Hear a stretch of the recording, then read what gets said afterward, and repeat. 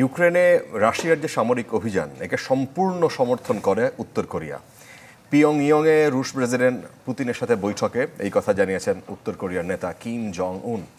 এবং বুধবার প্রায় ২৪ বছর পর দেশটিতে গিয়েছেন পুতিন। পরে কুমসুসান প্যালেসে আলোচনায় বসেন দু নেতা। সেখানে দুপক্ষের মধ্যে সামরিক অংশীদারিত্ব চুক্তিও স্বাক্ষরিত হয়।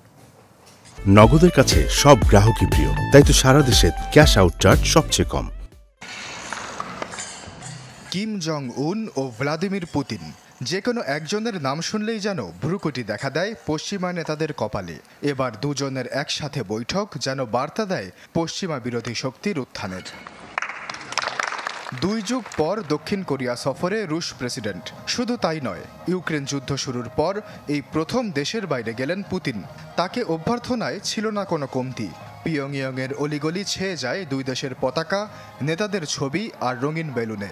ইলসাং স্কোয়ারে পুতিনের সম্মানে দেয়া হয় গার্ড অব অনার। সেখানে জড়ো হন দেশটির হাজারো মানুষ। পরে কুমসুসান প্যালেসে আলোচনায় বসেন দুই নেতা। সেখানে তাদের মধ্যে স্বাক্ষরিত হয় কৌশলগত অংশীদারি চুক্তি। তবে চুক্তি সম্পর্কে বিস্তারিত জানা না গেলেও দেশটির রাষ্ট্রীয় গণমাধ্যম জানায় এতে সামরিক ও নিরাপত্তা বিষয়ক অংশীদারিত্বের ব্যবস্থা রয়েছে। বৈঠক শেষে সংবাদ সম্মেলনে ইউক্রেন নীতিতে সমর্থনের জন্য কিমকে ধন্যবাদ জানান পুতিন। এ সময় কিম জং উন জানান ইউক্রেনে রাশিয়ার সামরিক অভিযানে পূর্ণ সমর্থন রয়েছে উত্তর কোরিয়ার। যে দ্বিপাক্ষিক অংশীদারিত্বের চুক্তি আমরা সই করেছি, আমাদের বিরুদ্ধে চলমান আগ্রাসন মোকাবেলায় তা জরুরি। পশ্চিমা দেশ ও ন্যাটো রাশিয়ায় হামলা চালানোর জন্য শক্তিশালী অস্ত্র পাঠাচ্ছে। এ সময় উত্তর কোরিয়ার সাথে সামরিক ও নিরাপত্তাজনিত সহযোগিতা বাড়ানোর ব্যাপারে একমত হয়েছি। এ চুক্তির মাধ্যমে আমাদের দু দেশের বন্ধন আরও দৃঢ় হলো।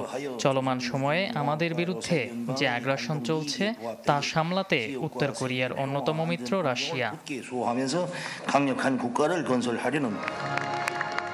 এদিন বৈঠক শেষে নৈশভোজে অংশ নেন দুই নেতা। একসাথে লিমোজিনে পিয়ংইয়ংয়ের পথে ঘুরতে দেখা যায় পারমাণবিক শক্তিধর দুই রাষ্ট্রপ্রধানকে। আশ্বাস চৌধুরী, চ্যানেল 24।